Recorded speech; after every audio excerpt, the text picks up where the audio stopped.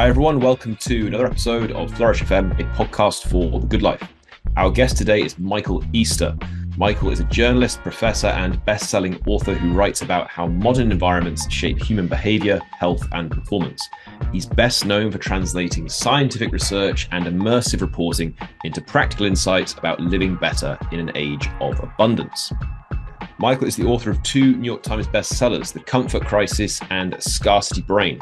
Comfort Crisis explores how modern life has become too easy and why seeking out purposeful discomfort can improve our mental and physical health.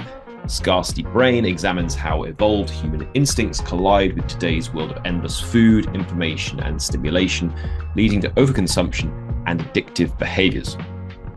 Michael's work has appeared in over 60 countries and in media outlets including Men's Health, Outside, New York, Scientific American, Esquire, and Vice. And he has a book that's actually just come out, Walk with Weight, the definitive guide to rucking. We talk about all three of his books and his wider work in this episode. Nick, what did you love most about our conversation with Michael? Hard to pick one thing. You know, I've wanted to talk to Michael for a while now, given a lot of kind of the overlaps and some things that we focus on. And I just felt like he hit all of it throughout the conversation. But I think for our listeners, what will be most useful is we've been kind of theoretically, in some cases, talking about this relationship between unpleasant things that are good for us, sometimes pleasant things that are bad for us. Michael really concretizes it. He can come up with very tangible examples. He can talk about it physically. He can talk about it emotionally, mentally, psychologically, and lay it out in a way that I think's both easy to understand, very consumable, and then most importantly, actionable as we get to towards the end of the conversation when we talk about, you know, simple but profoundly impactful things like walking with weight. Absolutely. It's a fantastic conversation. Michael's a fascinating guy. This is The Role of Discomfort in the Good Life with Michael Easter. Michael, welcome. How you doing? I'm good. How are you guys? Very well. Great. Thank you so much. Yeah, it's an honor to have you on the show today. Really excited for this conversation. And we've really loved digging into your work ahead of this, The Comfort Crisis, Scarcity Brain, and your forthcoming book on kind of carrying heavy things, or rucking, right? Yep. We're going to dig into all of this today. Awesome. Let's start off with kind of if we can pin it down to one thing, kind of the central argument of your work, which, my interpretation is that modern life has become too comfortable and that this is detrimental to important areas of human flourishing, the theme of this podcast, such as our health, happiness, and our sense of meaning. What led to you devoting your life to exploring this topic? Oh man, I mean, I worked in health media my entire career, and I just noticed this trend that, everything. I was at Men's Health for like 7-8 years. I noticed that every single thing I would write about, and this is all lifestyle interventions, exercise, weight loss, whatever, you would have to go through discomfort in order to get the benefit, right? It's like you had to embrace short-term discomfort to get this long-term benefit. And as I sort of pulled back on that and started getting into, evolutionary anthropology, things like that, it's like when you look at how humans lived for most of time, life was a lot more uncomfortable than it is today. And just this recognition that in order to improve today, you often have to go through short-term discomfort to get a long-term benefit. And yet we've basically engineered all these forms of discomfort out of our life that we used to have to face every single day. And then just asking the big question, well, what has that done to us? And then that's sort of the big thesis and just sends me down the rabbit hole of all the work I do. Awesome, man. Well, so what has it done to us today? What's the biggest ways that it's negatively impacting us today? Oh man, I mean, where do we start? Obesity. Can we actually start with your today's newsletter? Like, I mean, this is actually perfectly timed, and you might have had this plugged in, so you might not even be aware what today's is. But you brought up the University of Buffalo study that talked about having a perfect sheltered life actually can be detrimental to both physical and mental health. This is this guy named Mark Seary, who's a psychologist at the University of Buffalo. Basically, he finds that there's a sweet spot for stress when it comes to mental health outcomes. So on one hand, people who have these crazy challenges and traumas after traumas, they don't fare well with mental health. That shouldn't be surprising, right? Sure. What is surprising is that, on the other hand, people who have no big problems or no stress or no challenges in their life, they have equally poor rates of mental health, which is insane, right? Because on one hand, we have people where you're like, damn, your life is really hard, really terrible. And then we have people where you go, wow, your life looks perfect. You don't ever have to, like, everything's great. That's really surprising. So it suggests that humans, and I think you can put this in, like, I mean, you can apply this idea to everywhere. We need some amount of challenge in our life in order to build psychological resilience, to stay healthy. I mean, you started by asking, like, how has this affected us? I mean, I think if you just look at some of the biggest problems that are preventable that people face, from obesity, which is, 40% of the country tips into the obese category now. Like, that wasn't really a thing until, I mean, it really took off in the 1970s, but it wasn't like the obesity rate before we invented industrial agriculture was like maybe 1% for lucky, right? And now it's like 40 something. That's because our food system tipped that we have food everywhere and it's all hypercaloric. Two, how do we get our food now? Well, you don't have to walk 10 miles a day like we used to get it. You don't have to carry it back to camp. So there's that. I think there's also, I think that people like, I know you guys are nerdy, so I can say things like Please, this. go there with us. Yeah, and not try to oversimplify. I think that you could have some debate, like, is our mental health problems increasing over time? I think it's really hard to say whether they are or whether they aren't. But I think what we can say is that things that people would have used to brush off as just like, oh, this is just part of life in the past, I think those are now being captured as something that qualifies as a mental health condition, can sort of kickstart a mental health condition too. And I think that, like, people are just becoming more fragile. Okay, so there's a distress tolerance fragility argument. We got to go, and you already brought us there, right? But early on in the comfort crisis, you talk about this line of research that I think is amazing, exquisite. This simple idea that people, as they have what we might consider fewer problems, they don't necessarily see fewer problems. They just find other problems, right? So can you walk us through that a little bit? Because I think that's another really important foundational piece of everything we're going to talk about. Yeah. So this comes from these two guys at Harvard, and the way it starts is actually really interesting. I love the story behind it. Two psychologists at Harvard, they are going to a conference, and so they are in line for TSA. They're at an airport, and they basically notice that the TSA is really good at finding problems, right? It's like, and everyone's experienced this. You're going through the TSA line, they're patting down the old lady in the wheelchair who can't see, can barely hear because she's got like this half-filled bottle of hairspray in her purse, yada, yada, yada. Your bag gets ripped apart because for whatever reason, all the time. Now, shout out TSA, because we're doing this mid-shutdown, by the way. Yeah, they're going through it now. They're going through it. Yeah. They're actually facing legitimate problems right now. These two wonder. So they're like, okay, obviously you want to be better safe than sorry, right? Like, we're getting on planes, we want people to be safe. But they also wonder, if all of a sudden everyone started following the rules, would the TSA just let everyone go through security? Would it just be like, yes, have a good flight. Have a good flight. Everyone just go on through. They didn't think that if all of a sudden everyone followed the rules, the scanners never go off, the buzzers never buzz, that it would be like that. They thought what would happen is the TSA would just broaden their definition of what they considered a problem. So things that they used to let slide through before, they would all of a sudden flag, because the TSA's job is to find problems, right? And then they kind of wonder, well, I wonder if this is like a broader phenomenon among humans. Because like you kind of see this every day, like, we're pretty good at finding problems as a species here. And so they set up a series of studies. And long story short, I mean, we can talk about the details of the studies. But long story short, they find this theory they called prevalence induced concept change. And it basically explains that as human beings experience fewer and fewer problems, we don't actually become more satisfied. We just lower our definition of what we consider a problem.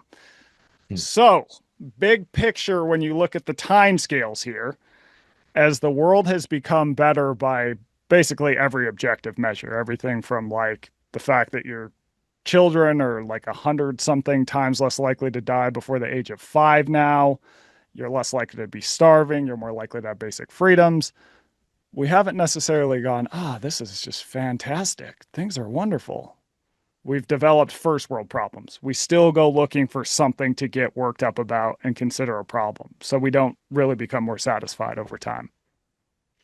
So there's great explanation. Bring us back to the word you sort of ended on before we moved into that line, which is fragility, right? So if the trend is life is improving, Yeah. right? And you'd argue it's hard to suggest that mental health's going one way or another, which is an interesting conversation in and of itself, but like I understand the rationale there. How does that potentially lead to more fragile people? Right? They're searching for the same problem, not same problems. They're searching for problems at the same rate, the same propensity, right? But now they're drilling down on what I think many of us might, it's always subjective, but what might many of us call objectively less serious issues, Yeah. right? It might seem obvious to a lot of us listening. It certainly seems obvious to me, but what do you think is sort of creating that? Is it more of a correlation? Is it more of an actual causal relationship? Well, I mean, I think simply put, it's like if this is true that we're designed to find problems and problems get removed from our lives over time, yet we're still looking for them, our problems become more hollow, but we're still equally affected by them. You know, it's like the example. So a lot of my work, it's I'll go do something as a adventurer, explorer, journalist, whatever, and then I'll just note what happens to me. And then I'll go and say, oh, well, why would that make sense? Because for me, I think like in order to learn things and think about things, I have to go out and have experiences. So the good example that I like to give from the comfort crisis is that so I spent a month in the Arctic for the comfort crisis for some context, people who don't know. Yeah. When I flew up to the Arctic, the plane ride sucks, right? Flying in planes sucks. The plane is hot, the seats are cramped, there's babies crying, the bathroom's cramped, on and on. Like you can just list a litany of reasons why flying is just such a personal injustice to all of us. And then I spent a month in the Arctic where it's like, I'm not warm a single second. If I need to sit down, I'm sitting in the dirt. Where for entertainment, I'm literally reading the nutrition labels on my Cliff Bars. Where if I need to go to the bathroom, I have to hike out on the tundra and bring a rifle because there's grizzly bears, on and on and on. And so when I get back on that flight from the Arctic to Las Vegas, it's like, what do you think my experience of the flight was like? Greatest flight ever. Best flight you've ever had. Yeah. Greatest thing that's ever happened to me. Yeah. Yeah. I mean, like the chair is all of a sudden, oh my God, this is an unbelievable chair. This plane, I'm finally warm. Like I can just ask this lady for a cup of coffee and she'll bring, oh my God, like the bathroom. It's just like unbelievable. And so I think sort of like a takeaway from that is, we adapt to the conditions around us. And as things become more perfect and more perfect and more perfect, we're still going to point out the flaws in that and be psychologically affected by them. This is literally the science of first world problems we're talking about. And so the takeaway then becomes like, all right, well, occasionally it makes sense to do things that reset that goalpost. Because I can also tell you that when I came back from the Arctic, all of a sudden, the things that used to work me up that I thought were, unfair, whatever, I'm just like, this is ridiculous. Why would I ever complain about that? And it just like resets. But I think there's a big difference too in intellectual understanding versus experiential understanding. Right? Like we can like sit around and talk about this stuff all day and people go, oh yeah, that makes a lot of sense. And like, maybe it affects them, maybe not. But if you go out and actually do these things that like make you feel that in your body, you have this like totally different understanding, and that I think changes people more. Yeah. How long did that reset last, Michael? So I like to describe it as like you have this sort of very intense reset that lasts, I don't know, a month or two, but the lessons stay with you, just not as intensely for, like when I got back, every time my hands would hit hot running water, which I hadn't had for a month, you're just like, this is awesome. Like, it's so great. Am I like that, 5 years out? No, but occasionally I still think about it. I'm like, oh yeah, this is good. This is good. And you can pull, when things pop up that would, maybe annoy me, I can think back like, well, at least I'm not freezing my butt off in the Arctic, at least XYZ. And so I think but we don't get that anymore. It's like, Many of us. yeah, it's like, is a sandwich a good meal? Well, if if you are used to flying first class and having 5-star meals all the time, you're like, this is offensive. If you're used to eating plain bread, well, now all of a sudden you have some meat and cheese on it. Holy hell, this is fantastic, right? And so it's like just this, everything is based on prior experiences and perspectives. Our maybe fifth episode, we had Anna Lemke on, familiar with Anna and her work, Dopamine Nation. Oh, yeah, yeah. Mm-hmm. Yeah, she was on, now I'm forgetting the name of it, but basically the Netflix special that kind of went after, The Social Dilemma. Right? Oh, yeah. Kind of social media. So she talks a lot about that mechanism, this sort of seesawing or this teeter-tottering of the dopaminergic system.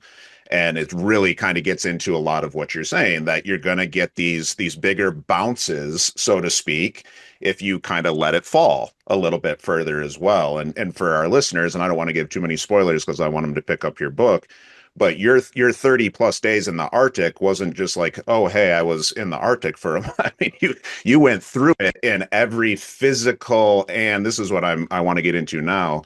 I'd argue psychological way. And one of the ways it resonated with me the most, and by the way, you're a terrific writer. It was a great science book, but I loved the story and the way you wove it in. It was perfect. The boredom. Boredom is so brutal for me. That's my big procrastinator. I know it's a big weakness.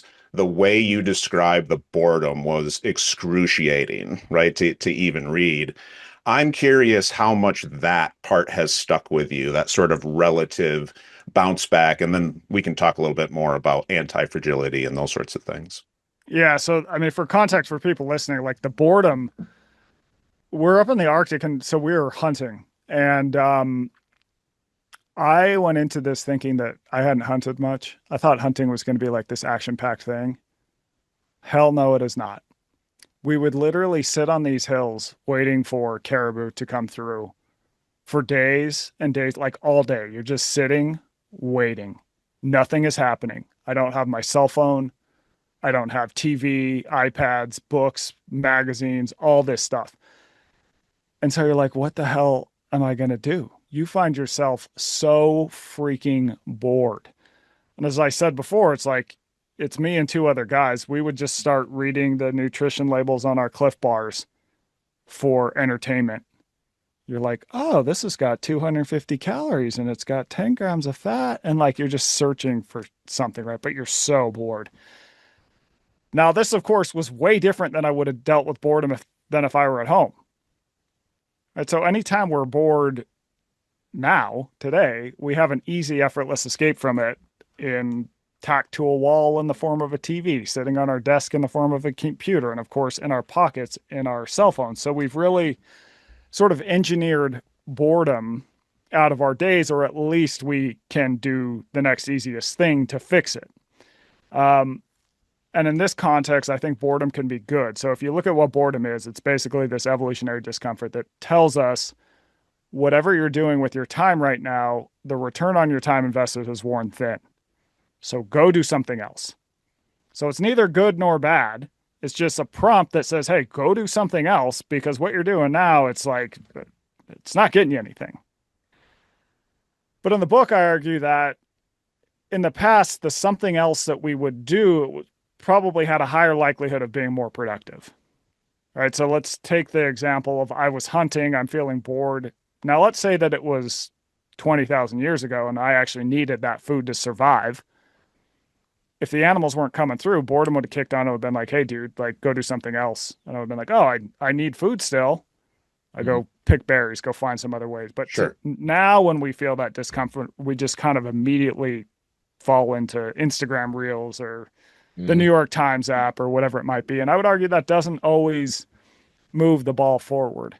So I think the case, to me, the takeaway is boredom can be a good thing so long as you use it in a way where you don't just do the easy thing of watching TV or watching a screen or whatever it might be. I use it in my own life where I go for a walk every day for at least 20 minutes and I don't bring my phone. And I just like let my mind wander, see what comes up. I mean, it's definitely a nice like relax from the influx of media we get because we now spend more than 12 hours a day engaged with digital media from all these different devices. But I also found that's really good for ideas because ideas generally come to us when our kind of minds are wandering. They're going all these, and then all of a sudden Default it's like, mode. bam, yeah. All of a sudden, bam, you find yourself like, oh, I didn't think about that for the book or whatever. And I mean, I can tell you with my books, like the best stuff that I've come up with has come from just being totally detached and letting my mind do what it needs to do. And then you think of something interesting. Yeah. So this is that I know that might sound to listeners like a simple example, but I actually think like that's the thread throughout all of it, not just all of your work, but I think a lot of maybe what we're kind of seeing culturally, which is why I think the work is very timely. You're arguing, as we've argued a lot and a lot of our guests have argued, there is utility in unpleasant emotions and unpleasant feelings, right? Totally. And the book does a great job. And I think most people understand this physiologically through like super compensation, right? And working out like, oh, if I break these things down, they might actually grow back stronger. But what you're saying is there's utility in doing that psychologically as well, right? And practicing these things that while unpleasant, if you can figure out a way to become more robust in handling them, more resilient in handling them, then you can actually leverage them in different ways or wield them in different ways. And that's being paired with the idea that we're getting worse at this, largely speaking, right? Yeah, you nailed it. It's I mean, in general, I don't think people grow when things are easy. Insert whatever example you want. The idea of, like you said, people understand super compensation and fitness. It's like exercise is hard, but it's probably the best thing you can do for your health in general. The single best thing you can do for your health. Same with weight loss. If you're overweight, like it's really hard to change all your habits around food. It sucks. The food doesn't taste as good. You feel hunger, but in going through that, and if you lose weight, like your risk of health problems like goes down substantially. But same with psychologically. Like a good example to me is that is depression and anxiety. It's like some amount of it is surely biological. There is a biological component. But in general, depression evolved as this signal about our goals. So it would sort of kick on if we were trying to like go after a goal that wasn't working out. It would sort of kick on to demotivate us because the sort of symptoms of depression are like you're demotivated, you don't want to go out and do things, you're whatever, you ruminate all the time. So in the past, it was like if you were, let's say, I don't know, trying to be the top dog in the tribe, and it's like you just couldn't get there, you're getting your ass kicked, you get depressed, you would stop fighting for that, and maybe you would think up like, oh, well, maybe I could do this other thing, and then you would go for that new goal. And so I think that like even our bad feelings can be very useful. Depression, example, anxiety. But we often today, I think one of the issues is that we treat it as a problem in and of itself when really it's just sort of your body saying like, hey, this isn't working out. Maybe go find something else to do. Yes, it's going to be hard as you go through it, but like if you sort of see where it leads you, your life is going to be better on the other side of that. Yeah, absolutely. Thank you. Was your trip in the Arctic an example of Misogi? this Japanese concept. Yeah, I want to get into that. Yeah, so good. Yeah, I think it definitely qualifies as that. Yeah. So the idea of Misogi is that sort of big picture is that, you know, in the past, humans used to have to do hard things all the time to survive, like take on these big epic challenges. And each time we would take on a challenge like that, we would probably learn something about ourselves, right? You get pushed out to your edge of what you thought was possible. You think like, okay, I can't keep doing this. I'm done. But if you could just kind of keep going, you get this moment where you realize like, oh, I have more on board than I thought, right? It's like in pushing out to our edges, we find that you don't fall off the edge always. The edge often expands. But today we don't necessarily get those sorts of challenges that really push us out to the edge, where we got to figure things out and grow in the process. So the idea of a Misogi is that you're just going to take on one big, massive, epic challenge a year, and you're going to see what it teaches you. And the two rules that we have for this are that it's got to be really hard. So that's defined as being a 50-50 shot at finishing. And the reason for that is because even now when people go, I'm going to take on a challenge, it's like we keep it in the safe zone. A marathon is a good example. No one says like, I don't know if I'm going to finish this marathon. They go, I don't know if I'm going to, I don't know if I'm going to finish it in 4 hours, some arbitrary time goal, right? Everyone knows they're going to finish the marathon.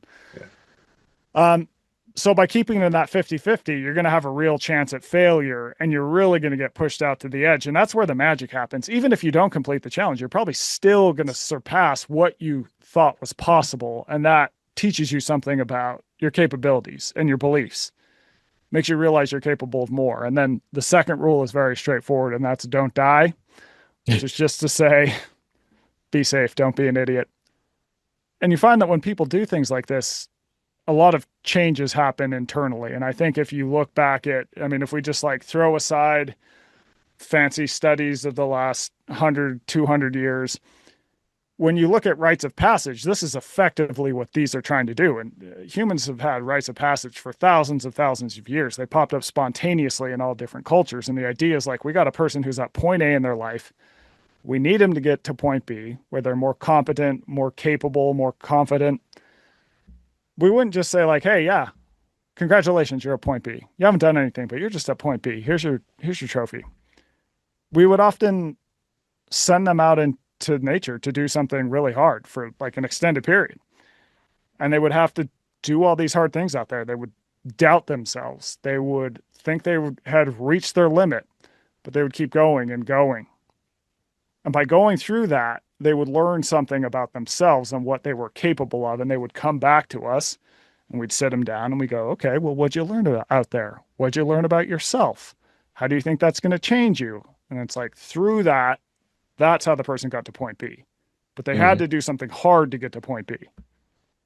Does Misogi have to be physical? So could someone go on like a silent retreat for 10 days and the thing they might fail at, I mean, obviously they're not going to die doing that, but the thing they might fail at is whether they can stay silent for 10 days. Yeah, I think that they can be psychological. I think it's one of those things that's totally open to interpretation. Yeah. Whatever someone finds truly scary, but that they think they could potentially grow from through trying, I think that counts. One of my favorite examples is I gave a talk on this, and a woman had read my work who was at the talk. And she came up to me afterwards and said that her Misogi was trying sushi. I was like, trying sushi, huh? That's interesting. And she's like, yeah, but here's the thing. She's like, I was so afraid of that and didn't want to do it. And she's like, but I did it. She's like, it was fine. She's like, I don't know if I liked it. I didn't hate it. But it made me realize that this sushi fear was just a metaphor for all these fears I had in my life that I hadn't even tested. She's like, I've been fearing this thing and then it happened. I'm like, yeah, it's not good, but it's not bad. It's like, why am I freaking out about this? This is ridiculous. And so that became this sort of impetus to start trying all these other things that she was a bit afraid of. And that opened up like a whole new world of experiences that made her realize she was the type of person who could just try stuff and do stuff and she'd probably be fine. Hi friends, Nick here with just a brief interlude to share with you an update on one of our newest partnerships with the Anti-Fragile Academy. Throughout John and I's conversations with many, if not most, of our guests, one thing has been made really clear. In order for people to flourish, thrive, experience the good life, they need to develop the capacity to not only navigate and endure, but ideally grow from the bad, grow from unpleasant experiences. That's why we're thrilled to be partnering with our newest sponsor, the Anti-Fragile Academy, an organization that I co-founded with Dr. Adam Wright, Director of Mental Performance for the Washington Nationals. At the Anti-Fragile Academy, we work with adolescent athletes, executives, and educators to help them understand some of the science, not just of optimal performance, but of well-being and anti-fragility. The ability not only to endure and bounce back from unpleasantness, but to actually come back stronger, to grow from it. Between Adam and I, we've worked with Fortune 100 companies, Inc. 300 executives, Division I programs, and elite professional athletes and Olympians from all over the world. To find out more about how you can leverage anti-fragility training, check out our website at theantifragileacademy.com. It's a really kind of a perfect segue because so there's this paper by Brendan Markey Towler, not sure if you're familiar with it. There's this phrase, proactive personality, right? And what I really kind of want to ask you about, because there's been lots of arguments about stress can be good, right? One of the ways we know is that it's not allostatic, it's temporary. There's a rebound, right? But I think one of the ways that you're pushing the envelope and that, we're trying to push the envelope a little bit is, does the stress change when it is chosen? Because regardless of the level, and the sushi example is so good because incrementally or subjectively, that's a huge thing for her. To me, you're not describing resilience anymore. Does it require resilience at times in the moment and the process? Yeah, but this isn't a rebound. This is on purpose. This is proactive. There's a playfulness to this. There's a seek, curiosity, and the big five, openness to experience to this, right? I think we see that anecdotally, if you will, in a lot of the research, but I'd be curious to get just sort of your opinions. Do you think it matters whether or not somebody chooses the hard things that they do? Is that a distinguishing characteristic? Well, I would argue you're going to have things probably pop up in life that you don't choose, Of course. that you don't want to happen. And so if you have had experiences that you did choose, that you were afraid of, that you were like, I don't know about this, and you get through them and you learn something, it's probably going to set you up for when stuff you didn't choose pops up in a better way. Is it a one-to-one perfect comparison? No, but I think it's all right, there's probably some metaphors in that. And I do think that people find when things do pop up that are hard, that they are more resilient than they think in retrospect. You see this in a lot of data from people who survived, for example, terrorist attacks like after 9/11. See those people who survived. PTG, yeah. Yeah. Post-traumatic growth for our listeners. Yeah. So I think that these become almost like a training ground for that. And you learn something that affects you, that changes you right now as well. So these are the benefits of something you call in your work beneficial stress, right? You distinguish between harmful stress and beneficial stress. Can we just bring out that distinction? Yeah, I think you can have too much too soon. For example, let's say my Misogi, I'm going to run. The farthest I've run is 10 miles. And I'm like, what do I think I realistically have a 50-50 shot at? So I'm like, all right, I think 30 miles like that. I don't know if I can do that. But if I were to go, I'm going to do 200 miles, you're just going to destroy yourself, right? It's like way too much, way too soon, I think can lead to breakdowns where you don't necessarily get the lesson and you just wind up sort of dejected, which can happen in normal life, right? And I think you see this in example where truly traumatic things happen to people and it's hard for them to rebound. Yeah. I think that having things that you've gone through before that can help you shape the story around what's happened to you, I think stories become really important. Like, what narrative are you going to tell yourself about events that have happened?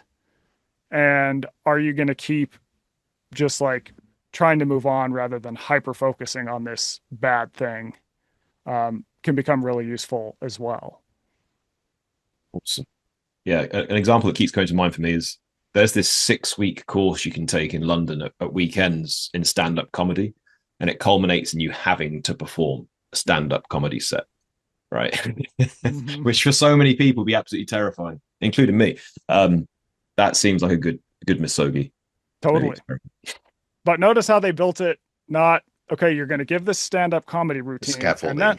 and then we're going to teach you how to do stand-up comedy, right? If you just throw someone on the stage, yeah, they're going to be like, screw this. I don't ever want to do this. I don't know what the hell I'm doing. Like, they're going to freak out and leave the stage. And that, and if that then becomes sort of a narrative, like, I can't get on stages anymore. Like, it can set in a sort of avoidance behavior. And I don't think avoidance, in a lot of cases, is helpful. Right. Okay. So just to make sure we're all clear on Misogi then. So it's once a year, don't die, but it has to be something that really exerts you to absolute limit, psychologically or physically, maybe emotionally, maybe all three. And find the sweet spot between the stress being beneficial for you in terms of the prediction of how much it can benefit you and being harmful for you. Yeah. Yeah. And Awesome. I think that 50-50 rule kind of gets people there. Yeah, I like that, and that it's once a year, because to me you're presenting kind of this both and argument, right? There should be scaffolding, it should be somewhat incremental, generally speaking. John and I have done a lot of work kind of in flow theory and flow research, educational research, zone of proximal development. Like, this sweet spot's a rather ubiquitous idea, eustress, right? Yeah. But you're also saying if it's always incremental, you never really find out where that edge is, right? Never get to round out or kind of push out some of those jagged parts of yourself. And it seems to me that's a nice, flexible both and approach for people to think about.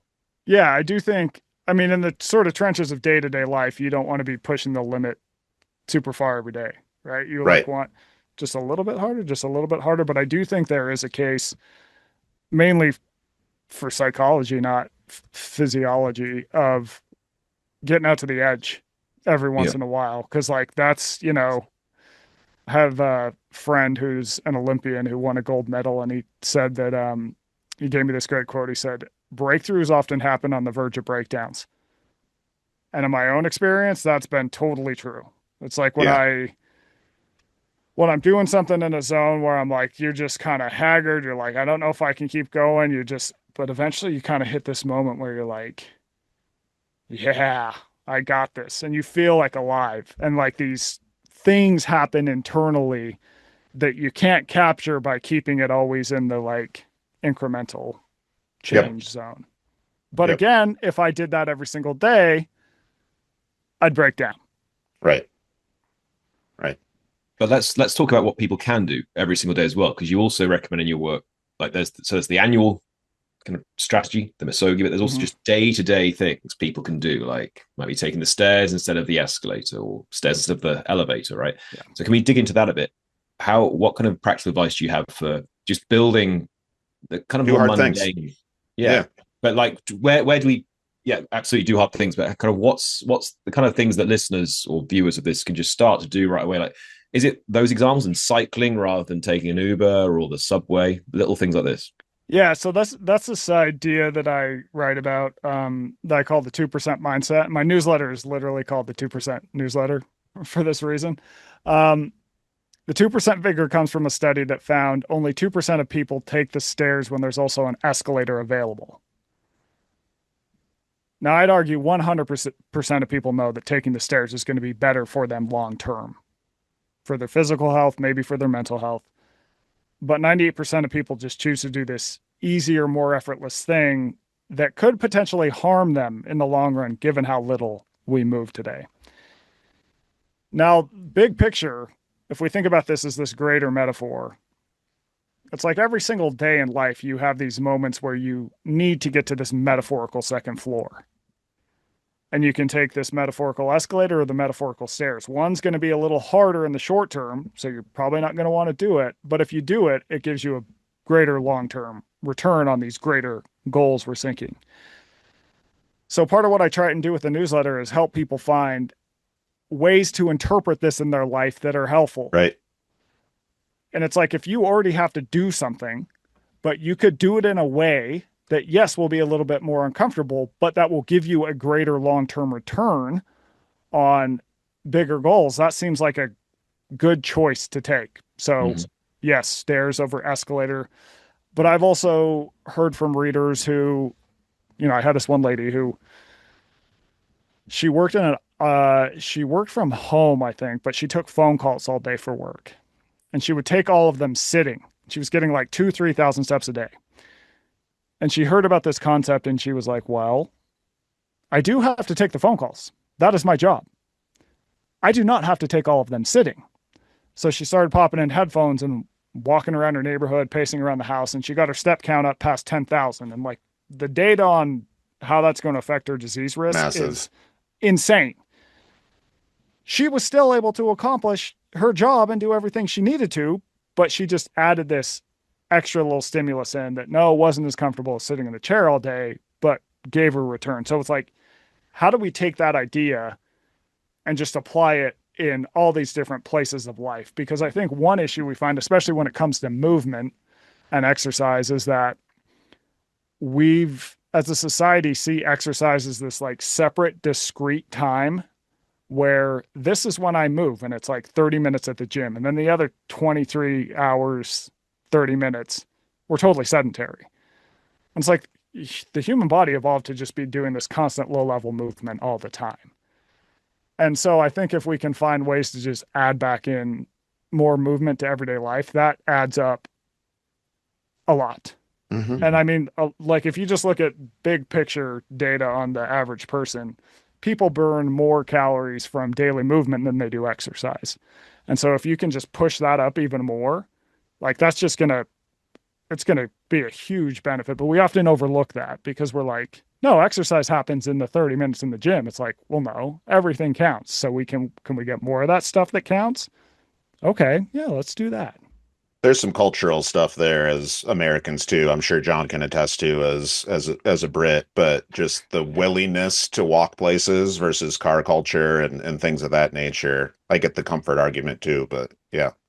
Yeah, I mean, honestly, it drives me nuts. Like when I see people, I'll see neighbors drive down to the mailboxes that are literally maybe a quarter mile away. Yeah, maybe. We lived in Philadelphia for years, and I don't know if you've been in Philly much, but it's just a great walkable city, right? You walk to everything. One of the few in the U.S. that way, and now we're in other places, especially where we're from in West Michigan, and just the thought that you might walk a half a mile to do something is mind-boggling to people. Mind-boggling, right? Whereas John, I mean, your whole lifestyle is walking. Yeah, I'm liking seeing at the moment lots more bikes like these electronic and just otherwise or non-electronic bikes in cities. Like this morning I took a city bike through Manhattan, and it's pretty common. People are city biking around now, even though it's terrifying. That's doing a hard thing though, right? And fortunately not dying. And in London they have Lime bikes, but it's good to see that more people seem to be cycling now. Well, and this is a good segue too to, I mean, what's an easy thing for people to do? And your most recent book, right? Your newest book, which is Walk with Weight. And I want to make sure we spend some time here, but I also want to make sure we spend time on how Walk with Weight, you've published on this a bit, differs by gender, or differs by sex, right? Biologically. You walk through a little bit, kind of why did you write Walk with Weight? And then let's get into some of the why should people walk with weight? Yeah, so that book, and I will say that book is very different than my last two. It's very much a manual or guidebook, and it came out of the Comfort Crisis has a chapter on physical activity, how we've removed it from our lives. And when I was in the Arctic, I realized that one of the physical acts that we've removed that we're arguably very unique for is carrying weight.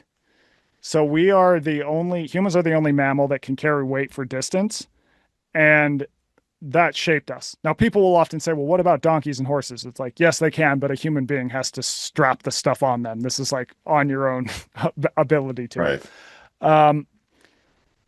And we've totally engineered carrying from our lives. Like, we're also uniquely suited to long distance running in the heat. Plenty of people still run in the heat. But I think carrying weight is even more important. And we've offloaded it to shopping carts, to strollers, to cars, to insert all other forms of technology. And when you carry weight, what makes it unique is that you're working both your endurance and your strength system.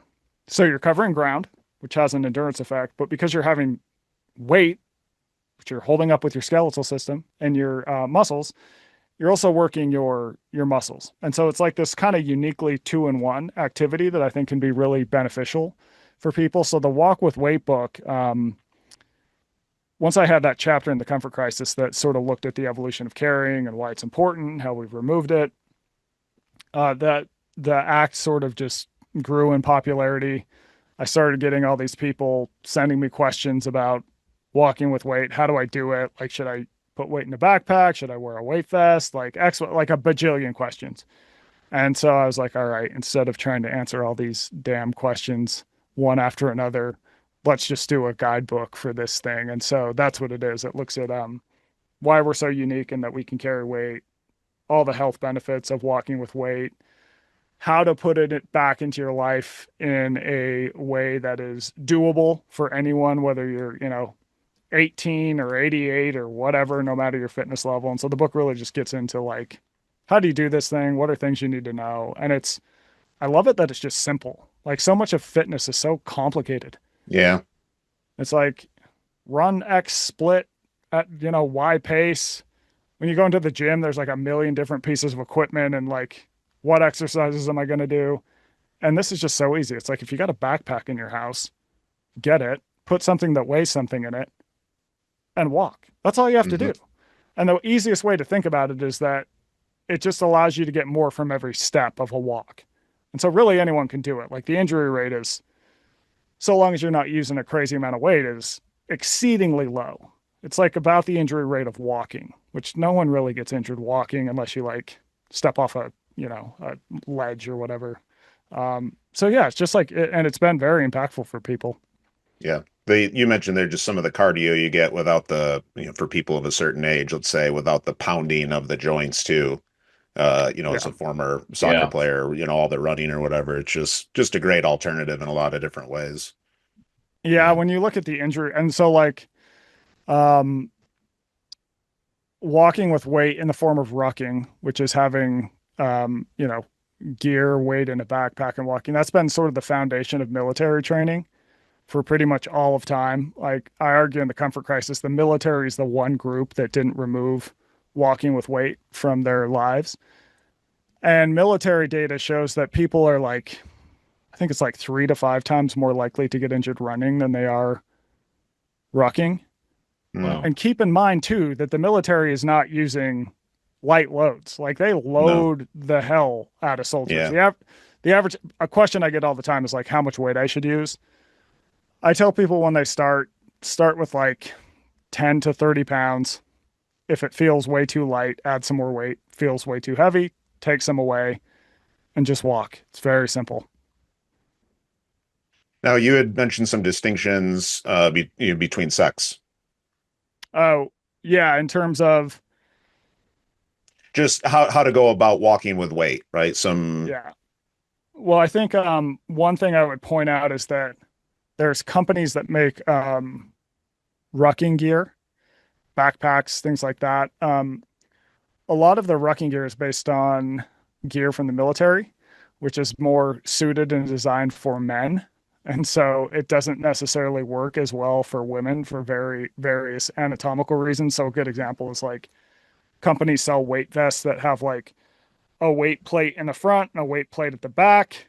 It's like, well, if you're a woman and you have a chest, that doesn't always work. And so I think finding the right gear can be useful for women. What's also interesting is that women actually invented the first off-body carrying devices, i.e. backpacks, slings, and these were invented who knows when, but basically to carry children. Mm-hmm. So before we invented these things, you'd have to carry your kid around all the time, and that means you got one free hand to gather, to do things. But once we invented slings that could carry a kid, all of a sudden women could use two hands to do things. And so productivity expanded. It also kept the child close and safe. And then the technology obviously evolved from there. And now we have backpacks, all kinds of things. Mm-hmm.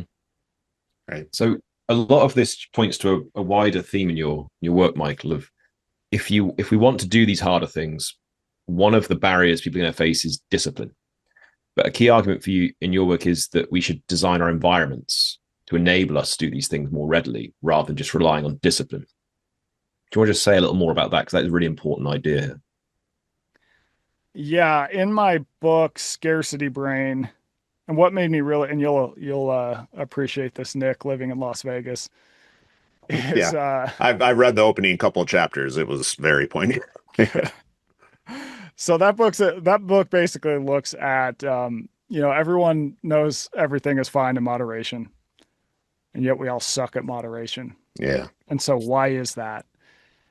And my argument is that for literally all of time, moderating in the things that would have helped you survive, food, possessions, information, influence over others, you wanted to get as much of those as possible because they were always scarce and hard to find. And those gave you a survival advantage. Well, now in today's world, all of a sudden we have all these things we need to survive in massive amounts. And yet we don't really have this upper governor on how to manage them quite as well. So to go back to your question about why is making things easy. So Vegas, I think, was kind of the first big laboratory figuring out that like the faster and easier you can make something to do, the more likely a person is to do it. And this really was discovered in slot machines, where it's just like just over time refining, how do we get people to gamble faster? One example I love is that when handles were removed from slot machines. So you remember they used to have they called them one-arm bandits. Mm-hmm. You'd pull the handle, it would go back up, the reels would slowly spin, and then you'd wait, and then you'd play again. Well, that takes some amount of time. Once casinos put spin buttons, so you don't have to pull the thing, you don't have to wait for it to go, you just hit the spin button. Gambling increased from about 400 games an hour to 900 games an hour. Just simply because it's faster and it's easier to do. Upside is that we can use that same technique on ourselves to get ourselves to do things that we want to do. So for me, I think it's like you got to design your life in a way where it's easier to do the things that are going to benefit you. Some things I do is I could actually show it to you right now. I have a ruck right outside my door at the front door. So anytime I take my dogs for a walk, that pack is right there with some weight in it. And I'm like, oh, throw it on. Now, if I had it in the garage and I go to walk it, I'm like, I'm not walking to the garage. I'm just going to leave it this time. But then I see that and it's so easy to grab. I'm like, okay, I'll throw it on. And it's just those little engineering tweaks I think can be so powerful. It's like if you're trying to eat healthy, make sure you have the healthy food at easy to find. And also if it's pre-made, that makes it more likely that you'll just eat it then rather than going, oh, I got to cook the salmon and cook the rice and cook the passive resistance. Just take away as many reasons to not do something as you can. Love it. Thank you so much. And people have to get creative. It's like sometimes, people will be like, okay, well, give me all the answers. And it's like, well, I don't know exactly how you live. I don't know what your house is like. I don't know what your constraints are, but I can give you the seed of an idea that you can then start to get creative with and try stuff, see if it helps you. I mean, one of my big sayings is, if it helps you, do more of it. If it hurts you, do less of it. Like it can be that simple, and being willing to try stuff and then go, okay, this was helpful. I'll keep doing it. Awesome. Well, that's a great final passage for this conversation. This has been amazing, Michael. Thanks so much. Do you want to tell us about your podcast that's coming out and anything else in your book that's coming out on Rucking and anything else that you're doing right now? Yeah, the podcast is coming out on April 7th. I'm not sure when this episode airs. So if it's after April 7th, you can find it now. If it's before April 7th, please wait a few days and you can find it then. It is an extension of my newsletter, which is called the 2% newsletter. It looks at health, psychology, wellness from sort of like the science, but also how do we insert this in our lives in a way that is practical and actionable. So I sort of try and take, one thing that was nice is working at Men's Health magazine, where we were having to write for, I think it was 3 million people in the US, but then our stuff would also go internationally to like 60 million people. You have to go, okay, what are people actually going to do? Mm-hmm. Right? People are busy. They've got complicated lives. It's like, how do you make this actionable and really hone in on what works? So the podcast is an extension of the newsletter. And yeah, we'll be having conversations, talking about news, just getting into the practical stuff. So it should be fun. Awesome, man. And Walk with Weight, the definitive guide to rucking, is that out now? When's that coming out? It's out now. Yeah, it is out now. Fantastic. Yep. Amazon is, as much as I hate to pump more money into Bezos's pocket so he can, shoot himself to the moon and try and live to 1,000. It is easy to get it on Amazon. Amazing. Thank you so much for joining us today. It's been a fantastic conversation. Yeah, it's been awesome, Michael. Yeah. Thanks for having me, guys. Yeah. Thank you. And thank you for being watching or listening today. This has been The Role of Discomfort in the Good Life with Michael Easter. Thanks so much for listening to Flourish FM. We hope you enjoyed the content. Please be sure to leave us a 5-star review and hit that subscribe button wherever you listen to your podcast and on all major social media platforms. And if you visit our website, flourishfmpodcast.com, you can sign up to our newsletter. We send out a weekly newsletter. First newsletter of every month, we share a long form blog, and every newsletter, every week, we share highlights from our previous episodes. Please hit subscribe on our website.